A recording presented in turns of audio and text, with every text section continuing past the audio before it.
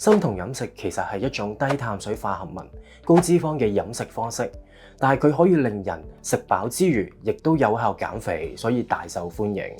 不過你可能都有聽過，生酮飲食其實都有一定嘅風險，其中一個就係脫髮。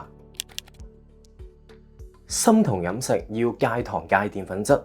變相可能減少攝取蔬果裡面嘅維他命 A、維他命 C 同埋礦物質。呢種相對單一嘅飲食習慣，其實會令到營養攝取唔均衡，從而影響咗頭髮嘅生長。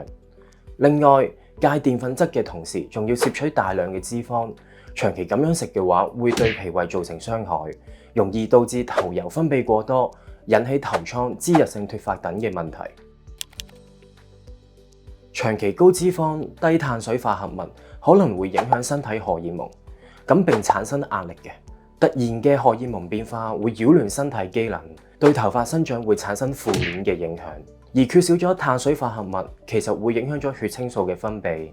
從而影響咗人體情緒嘅調節同埋睡眠，帶嚟咗壓力、焦慮、抑鬱等嘅問題，增加咗壓力性脫髮嘅機會。頭髮生長唔係淨係單純只係關頭皮事，而係跟全身嘅臟腑機能密不可分。保持身體整體嘅協調健康，先可以確保到頭髮嘅健康，減少到脫髮嘅風險。